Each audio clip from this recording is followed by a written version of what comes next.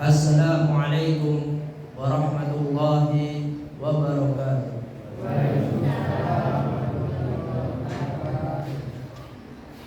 Innal hamdalillah nahmaduhu wa nasta'inuhu wa nastaghfiruh wa na'udzu billahi min shururi anfusina wa sayyiati a'malina. Man yahdihillahu fala mudilla lahu wa man yudlil fala hadiya lahu. Wa asyhadu an la ilaha illallah wahdahu la syarika lahu wa asyhadu anna Muhammadan abduhu wa rasuluh. Amma ba'd. Para hadirin jamaah berbuka puasa yang sangat dimuliakan oleh Allah Subhanahu wa taala,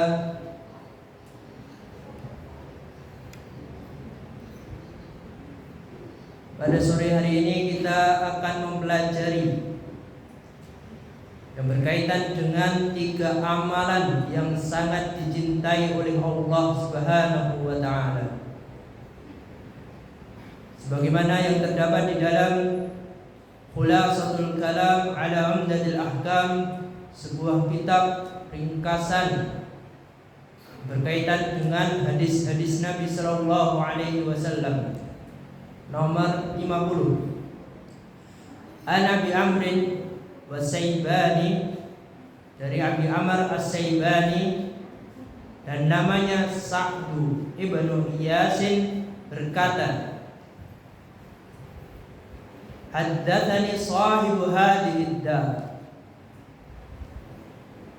telah menceritakan kepadaku pemilik rumah.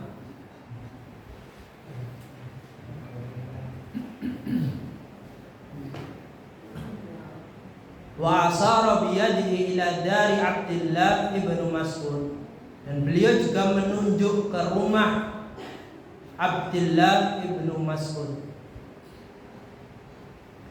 Qala, beliau bertanya kepada Nabi sallallahu alaihi wasallam, ayyu a'mali ahabbu ila Allah azza wa jalla, amalan apa yang paling dicintai oleh Allah Subhanahu wa taala? Maka beliau Nabi sallallahu alaihi wasallam bersabda, as-salatu ala waqtiha, salat tepat pada waktunya. Qultu sum'ayyun, lalu amalan apa lagi yang paling dicintai oleh Allah? Qal, maka Nabi sallallahu alaihi wasallam menjelaskannya lagi, birrul walidain, berbakti kepada orang tua. Qultu sum'ayyun, lalu amalan apa lagi yang paling dicintai oleh Allah setelahnya? Al-jihadu fi sabilillah, jihad di jalan Allah Subhanahu wa ta'ala. Amalan pertama tadi yang paling dicintai oleh Allah, as-salatu ala waqtiha, salat tepat pada waktunya. Dan Allah Subhanahu wa taala juga berfirman di dalam surat An-Nisa ayat 103, innas salata kanat 'alal mu'minina kitaban mawquta, sesungguhnya salat 5 waktu itu merupakan kewajiban yang telah ditentukan waktunya atas orang-orang yang beriman. Jadi seorang muslim, kalau dia ngaku beriman kepada Allah, pasti dia akan berusaha sholat tepat waktunya, tidak menunda-nunda. Ketika azan sudah dikumandangkan, dia bersegera meninggalkan perkara dunia dan bersegera menghadap Allah Subhanahu wa taala. Karena realita kenyataan di tengah-tengah kaum muslimin, ketika azan sudah dikumandangkan itu suatu hal yang biasa. Seolah-olah itu panggilan yang biasa-biasa saja. Bahkan ada yang enggak perhatian.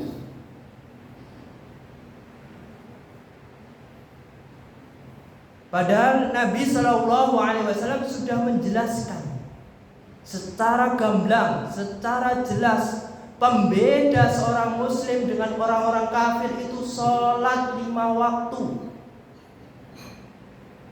Saking parahnya itu ada yang meninggalkan sholat 5 waktu. Al-ahdul ladzi bainana wa bainahum as-shalah. Pembeda kita dengan orang-orang kafir as-shalah, salat 5 waktu. Faman tarakaha faqad kafar. Maka barang siapa saja yang meninggalkan salat 5 waktu itu, maka dia sudah kafir. Coba kita pelajari, perhatian ke masyarakat itu kebanyakan yang Islam itu cuma KTP-nya saja, statusnya Islam tapi enggak sholat. Itu banyak sekali.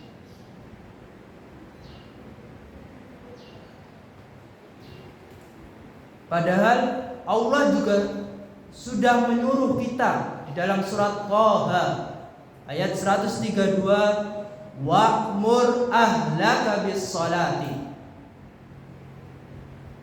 Suruh keluargamu sholat, wastabir 'alaiha, dan bersabar ketika menyuruh untuk sholat.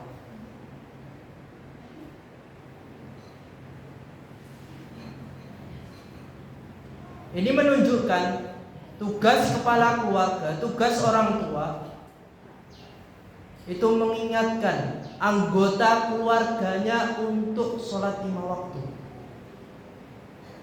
Contohnya, seorang suami memiliki istri, istrinya sholatnya masih bolong-bolong, bahkan gak sholat sama sekali, tapi KTP-nya Islam. Atau sebaliknya, seorang istri memiliki suami, suaminya sholatnya masih bolong-bolong, kadang sholat, kadang enggak.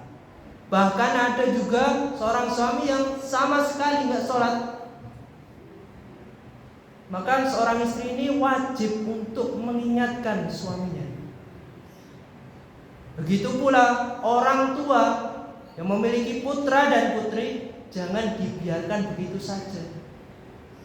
Karena kebanyakan ya dolan apa no, gak diperhatikan sholatnya. Sholat itu penting Pak Bu, tapi banyak yang melalaikan, sehingga anaknya ini dibiarkan saja. Sudah waktunya azan, gak dicari putra putrinya, dibiarkan saja.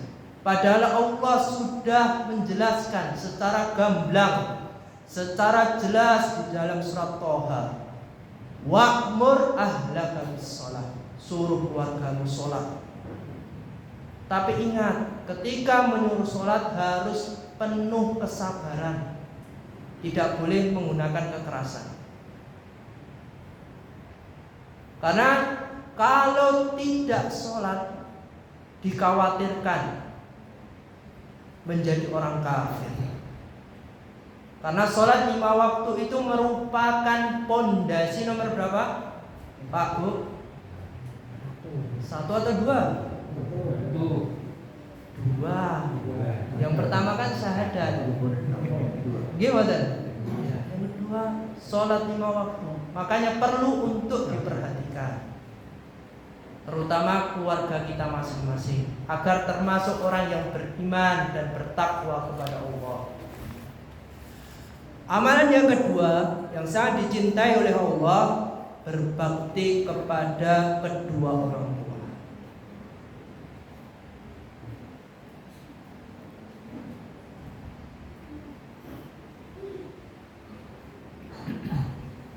Sebagaimana juga dijelaskan di dalam surah Luqman ayat 14, wa wassaynal insana biwalidayhi. Dan Allah itu memerintahkan kepada seluruh manusia untuk berbuat baik kepada kedua orang tuanya, ibu bapaknya.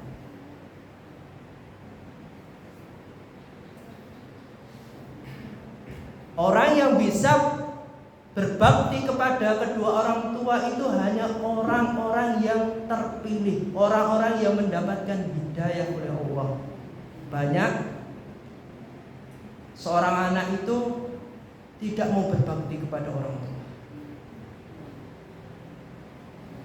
Contohnya, nak, beliin ke toko sembako, tapi anaknya nggak mau. Gak pak, masih pengen dolan. Nah, ini termasuk tidak berbakti kepada orang tua. Selama itu di atas ketaatan, wajib untuk berbakti.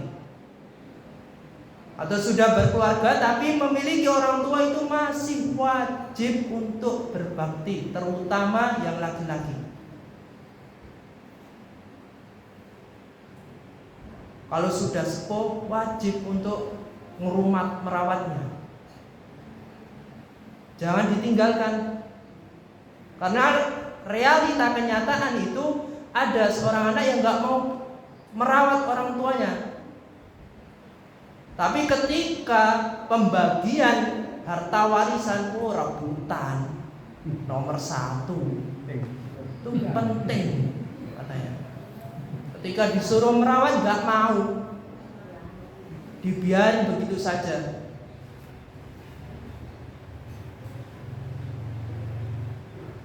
Padahal berbakti kepada kedua orang tua itu hukumnya wajib, selama itu di atas ketaatan.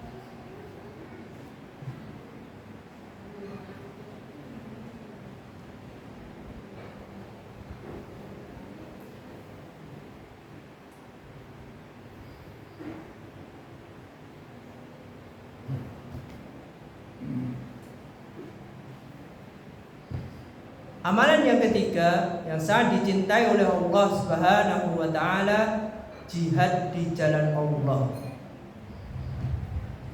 Jihad itu bukan berarti kita perang secara fisik, bukan. Jadi ajaran-ajaran yang nyuruh ngebom, nyuruh memberontak, demo, itu bukan ajaran agama Islam. Tapi jihad yang dimaksud di dalam hadis ini berjuang untuk menegakkan kebaikan, membantu sesama, membantu saudaranya, dan berusaha untuk melaksanakan perintah-perintah Allah, melawan kemalasan. Contohnya, waktunya sholat 5 waktu, sholat subuh. Ada rasa malas, dia harus melawannya. Ini termasuk jihad. Oh, ngantuk nih, subuh itu biasanya jamaahnya cuma kalau selain hari Ramadan itu paling 1, 2, 3, 5 sampai 5. Zuhur, asar. Kadang ada rasa malas, oh, masih enak tidur, atau masih ada kerjaan. Itu harus dilawan, harus cepat-cepat ditinggal. Itu termasuk jihad. Jangan mengikuti hawa nafsu, tapi kita harus mengikuti aturan Allah. Makanya itu Al-Quran itu sebagai pedoman yang kita jadikan pedoman, bukan Al-Quran yang mengikuti gaya hidup kita. Jadi Al-Quran yang mengatur hidup kita, bukan Al-Quran yang mengikuti gaya hidup kita. Sebagaimana yang terdapat di dalam surat Al-Baqarah, Syahrul Ramadan alladzi unzila fihil Qur'an. Bulan Ramadan itu merupakan bulan di mana diturunkannya Al-Quran. Tujuan diturunkannya Al-Quran itu hudan linnas, sebagai petunjuk bagi manusia. Wa bayyinatin minal huda, dan sebagai penjelas petunjuk-petunjuk itu. Wal furqan, dan sebagai pemisah mana yang benar dan mana yang batil, mana yang salah. Ini menunjukkan wajibnya bagi seorang muslim untuk mempelajari Al-Quran. Wajib Pak Bu, sebagai pedoman, terutama pada bulan Ramadan ini, untuk memperbanyak membaca Al-Quran. Jangan sampai ngakunya, oh ya pedoman saya dalam hidup ini Al-Quran, tapi belum pernah seumur hidupnya membaca Al-Quran beserta artinya dengan pemahaman yang benar. Jangan sampai. Itu nanti hidupnya ngawur-ngawuran, cuma ela-elu, temennya ikut ke kanan, temennya ikut ke kiri, tidak tahu dasar dia melakukan syariat agama Islam. Makanya itu setiap hari minimal membaca satu muka Al-Quran beserta artinya, paham isinya. Ya kalau nggak bisa satu muka, satu ayat, dipahami benar-benar. Oh ini artinya gini. Jadinya ketika melakukan suatu amalan itu benar-benar dia tahu dasarnya, tahu alasannya. Oh saya ini puasa pada bulan Ramadan tujuannya agar termasuk orang yang beriman kepada Allah. Dia tahu dasarnya. Itu ada di dalam surat Al-Baqarah ayat 183. Nanti coba dicek. Cuma orang-orang yang beriman, dia tahu dasarnya. Oh saya puasa biar termasuk orang-orang yang beriman dan bertakwa kepada Allah. Enggak cuma puasa, oh tambah aku puasa, puasa. Kalau nggak puasa nanti, nanti bisa jadi omongan nanti. Jangan kayak gitu. Tapi harus tahu dasarnya. Setiap amalan ibadah harus tahu. Begitu pula jihad di jalan Allah, melakukan hal-hal kebaikan itu harus tahu alasannya, harus tahu dasarnya, apa hukumnya, apa tata caranya, bagaimana pedomannya, apa akibat jika kalau saya meninggalkan syariat itu. Jadi kemalasan itu harus dilawan. Malas mempelajari Al-Quran harus dilawan.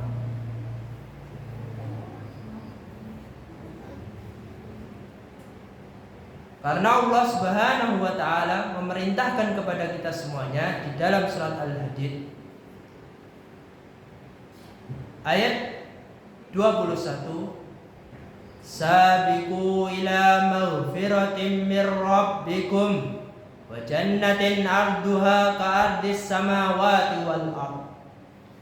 Sabiqu, berlomba-lombalah. Kita disuruh untuk berlomba-lomba.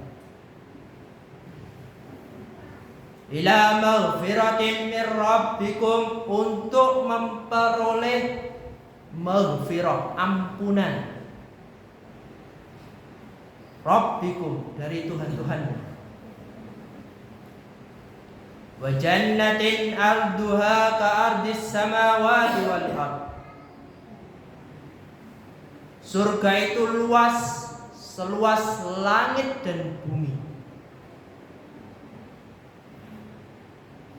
Ini menunjukkan kita disuruh untuk berlomba-lomba dalam hal kebaikan. Dalam beribadah kita harus berlomba-lomba. Jangan cuma berlomba-lomba dalam hal dunia. Itu salah. Karena sebagian orang memahami berlomba-lomba itu hal perkara dunia, bukan perkara akhirat. Contohnya, tetangganya beli Vario. Wah, tersaingi. Iri. Pengen beli Vario juga, motor Vario. Bukan begitu. Tapi yang dimaksud berlomba-lomba dalam ayat ini, ketika kita melihat teman kita melakukan suatu hal kebaikan, kita harus juga bisa melakukan seperti yang dia lakukan. Kalau bisa di atasnya dia.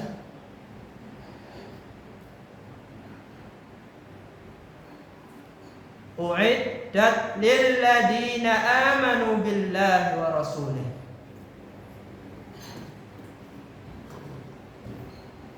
Dan surga yang seluas langit dan bumi itu hanya disediakan bagi orang-orang yang beriman kepada Allah dan Rasulnya. Surga itu hanya khusus untuk orang yang beriman. Khusus untuk orang yang beriman. Bukan untuk orang yang beragama Islam, bukan. Tapi khusus untuk yang beriman. Dia memeluk agama Islam dan beriman. Kalau seorang muslim dia ngaku dia beriman, maka dia akan menjalankan rukun-rukun Islam dan rukun-rukun iman. Dia akan perhatian. Oh ya, rukun Islam yang pertama itu syahadat, gak boleh menyembah kepada selain Allah, menyembah hanya kepada Allah. Jadi dia beribadah hanya kepada Allah.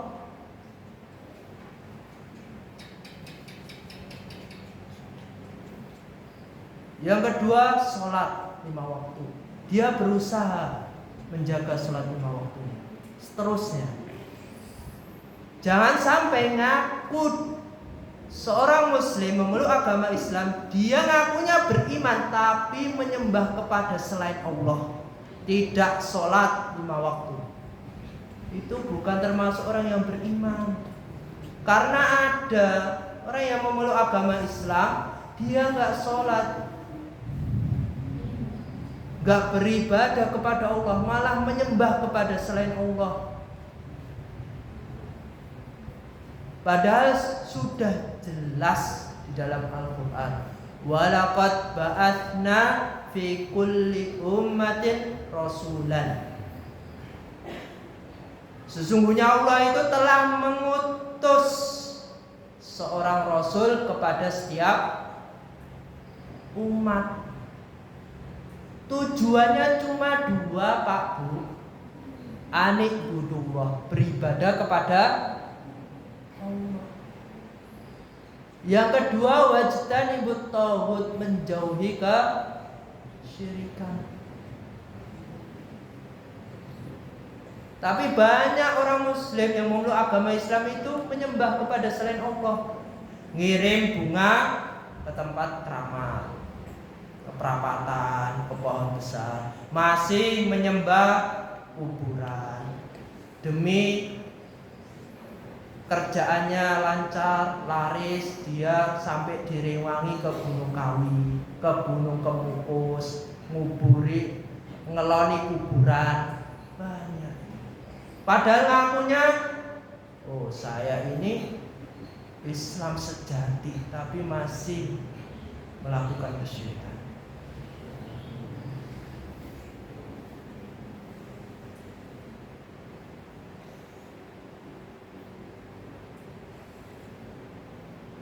Maka dari hal-hal yang muncul dalam diri seseorang, suatu hal yang buruk, keinginan suatu hal yang buruk itu perlu untuk dilawan juga. Oh ya, ini dilarang dalam agama Islam. Maka dia harus berjihad agar tidak melakukan perbuatan buruk itu. Jangan sampai terbawa arus. Kadang dalam menjalani kehidupan di tengah-tengah masyarakat itu ada orang-orang yang ikuti arus. Oh, tanggaku melakukan ini, saya harus ngikut ini. Tapi jangan seperti itu. Ketika melakukan suatu amalan perbuatan itu harus punya dasar. Saya melakukan seperti ini tuh dasarnya ini. Jadinya jangan sampai elak-eluk. Harus melawan. Jihad, melawan mana yang harus diambil keputusannya sesuai dengan syariat agama Islam. Dzalika fadlullah yu'tihi man yasha. Dan Allah itu memiliki keutamaan yang sangat besar untuk orang-orang yang beriman kepada Allah dan Rasul-Rasulnya. Wallahu dzu fadlil adzim.